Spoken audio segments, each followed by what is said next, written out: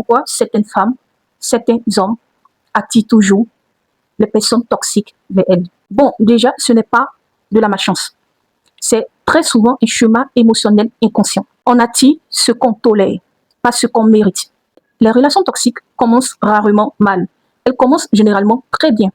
C'est intense, il y a de la compatibilité, il y a de la fusion, il y a de la passion. Et cette toxicité se déguise très souvent en amour fort, en amour puissant. Ces personnes-là ont appris très tôt à mériter l'amour en donnant plus, en s'investissant plus, en fournissant plus d'efforts. Et elles ont tendance à confondre amour et sacrifice. Elles vont donner sans limite, espérant être choisies.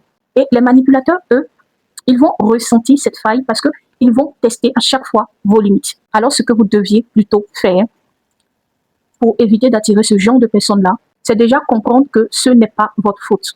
Ce n'est pas votre faute, mais c'est de votre responsabilité. Et la première chose à faire, c'est d'arrêter de chercher l'amour, arrêter de vouloir sans cesse se mettre en couple pour combler un vide, pour combler un manque. Parce que tant que tu chercheras quelqu'un pour te sauver, tu vas tout le temps attirer quelqu'un qui va te consommer, qui va t'épuiser émotionnellement. Ensuite, apprenez à poser des limites, même quand cela vous fait peur, même quand cela vous effraie. Dis non, ce n'est pas rejeter l'autre, c'est se respecter. Troisième chose, il faut savoir ralentir parce que les relations toxiques, elles sont speed, elles vont aller très vite. Quelqu'un de patient, de sain, ne va pas te presser. Et autre chose, il faut aussi observer les actions, pas les paroles. Parce que dans tout ce qu'il va vous dire, il y aura trop d'informations à la fois. Donc, il faut être plutôt regardante sur les actions.